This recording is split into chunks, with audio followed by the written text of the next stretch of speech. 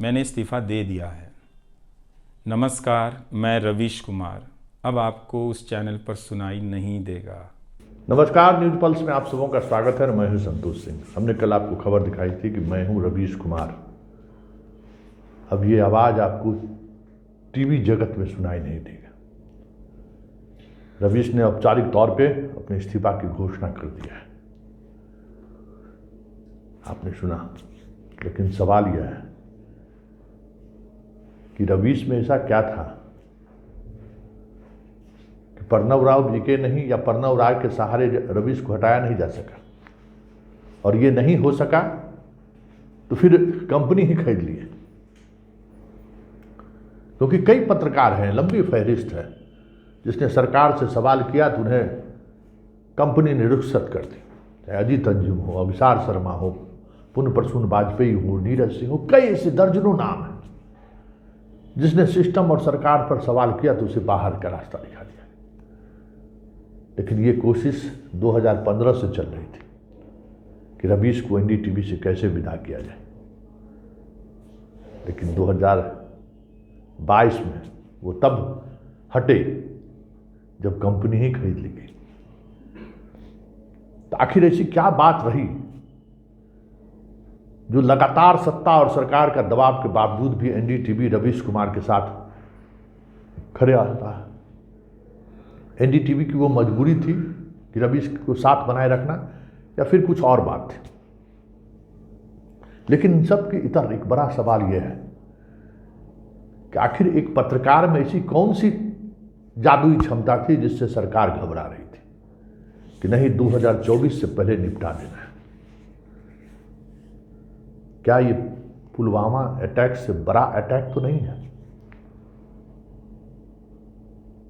देश की सीमा पर सरहद की रक्षा करने वाले को नष्ट नाबूद करने वाले, जो शहीद करने वाले जो भी रहे हों, लेकिन सरहद के अंदर जो हमेशा आम आदमी के लिए आवाज उठाता रहा, उससे शहादत की सीढ़ी पर चढ़ाने वाला कम गुनाहगार है क्या?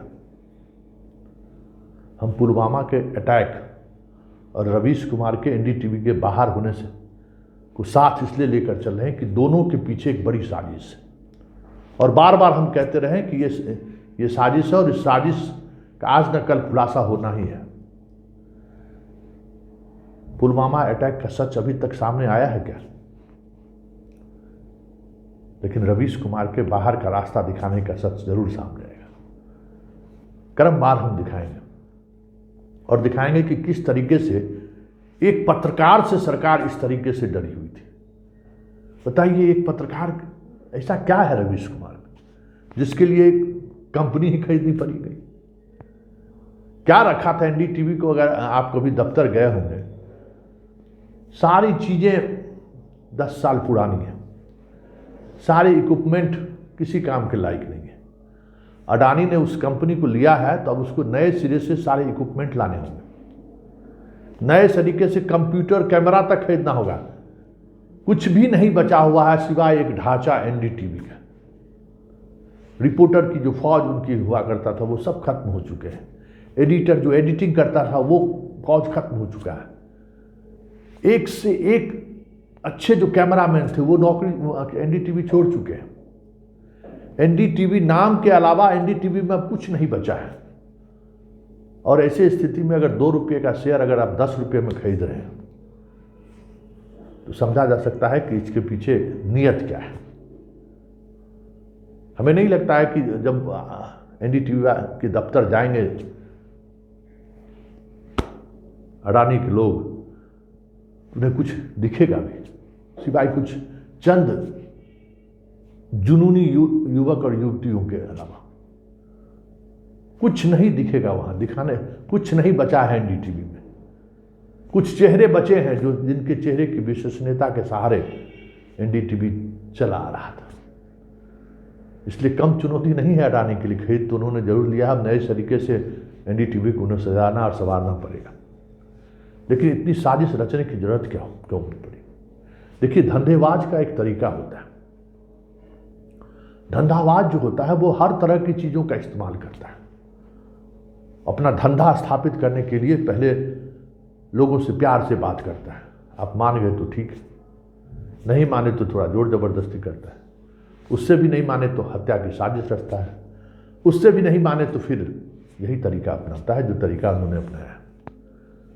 तो रवीश को तोड़ने की हर कोशिश हुई कि किसी भी स्थिति में रवीश को तोड़ा जाए। बहुत सारी कोशिशें हुई। हम तमाम उन कोशिशों का खुलासा करेंगे कि एक व्यक्ति से, एक पत्रकार से सरकार इतनी डरी हुई क्यों है, किस हद तक वो उतर गई। तो हम आपको याद दिलाएं कि अडानी से पहले भी एनडीटीवी को किसी ने खरीदा था। नाम उनका अजय सिंह है। इस तस्वीर को आप देख लीजिए। अजय सिंह स्पाई जेट के मालिक। उस दौर में एनडीटीवी बंद होने की स्थिति में थे। प्रणब राय पर कर्ज हो गया था, बैंक का लगातार नोटिस आ रहे थे। और ये अजय सिंह वही अजय सिंह है जिसने नारा दिया था अब की बार मोदी सरकार। इनका और परिचय आप जान लीजिए। ये बीजेपी के उस स्टार के सहायक, निजी सहायक रह चुके हैं, प्रमोद महाजन के। अच्छी पढ़ाई इन्होंने की है, IITN है। और जिस दिन इसकी एंट्री हुई थी एनडीटीवी में, मुझे याद है हमारी रवीश जी से बात हो रही थी कि अब तो जाना है, अब तो वो आएगा और अपने तरीके से चीज़ों को चलाएगा। लेकिन पता नहीं क्यों मुझे लग रहा था कि नहीं, ये एक पढ़ा लिखा व्यक्ति है, IITN है, इसने दुनिया देखा है। अगर पैसा इन्वेस्ट किया है तो जिस एनडीटीवी की जो पहचान है, अगर वो पहचान खत्म हो जाएगा तो इसके पैसे की वापसी कैसे होगी। और ऐसा ही हुआ। वो शख्स दफ्तर पहुंचता है और कहता है कि आप जिस तरीके से चैनल को चला रहे हैं, आप चैनल को चलाते रहिए। जिस कंटेंट के सहारे आप चैनल चला रहे हैं, उस कंटेंट को आप बनाए रखिए। हमने पूंजी लगाया है एनडीटीवी को खड़े रखने के लिए। एनडीटीवी का जो भरोसा है दर्शकों के बीच, जो विश्वास है, उस विश्वास को बनाए रखिए। उन्हें भेजा गया था किसी और काम के लिए, लेकिन वो कुछ और काम करके चले गए। परिणाम इन्हें भी भुगतना पड़ा। आज अजय सिंह कहाँ है, आप बेहतर समझ सकते हैं। तो ये एनडीटीवी की पहली कोशिश नहीं हुई है रवीश को दरकिनार करने की। यह अडानी के माध्यम से ये दूसरी कोशिश है। इसके अलावा कई तरह के हथकंडों का इस्तेमाल किया गया रवीश को तोड़ने के लिए। प्रणब राय क्यों नहीं झुके? उनके लिए तो बड़ा आसान था, एक रवीश को हटा देते, सारी समस्या ही समाप्त हो जाती। तो क्या रवीश प्रणब राय के लिए मजबूरी था या जरूरी था? इस पर भी चर्चा करेंगे। लेकिन एक पत्रकार से इतनी डरती है सरकार, ये मैंने पहली बार देखा। एक पत्रकार के आवाज़ से इतना खौफ खाती है कोई सरकार, ये पहली बार मैंने देखा। दुनिया ने देखा होगा। कभी किसी पत्रकार को लेकर इस तरीके से किसी सरकार ने इस हद तक पहुंच गई होगी, हमें नहीं लगता है कि कोई इसमें पहले किसी ऐसे पत्रकार के साथ ये स्थिति बनी होगी। तो आखिर रवीश में है क्या? इस बिहारी छोरा ने ऐसा क्या कर दिया कि अंत में अडानी को सामने आना पड़ा? यह सीरीज जारी रहेगा और परत दर परत रवीश को झुकाने के लिए, रवीश को तोड़ने के लिए सरकार और सत्ता ने किस स्तर पर खेल खेला है वो हम दिखाएंगे। और ऐसा ही नहीं है कि इसमें केंद्र की बीजेपी सरकार ही शामिल है, इसमें हर पॉलिटिकल पार्टी के लोग शामिल हैं। इसलिए कोई एक व्यक्ति इसके लिए गुनाहगार नहीं है, हर स्तर पर लोग गुनाहगार हैं।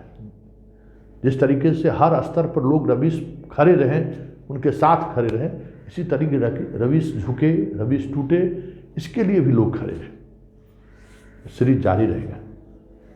रवीश झुका नहीं, न टूटा है।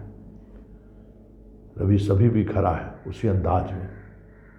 मैं रवीश।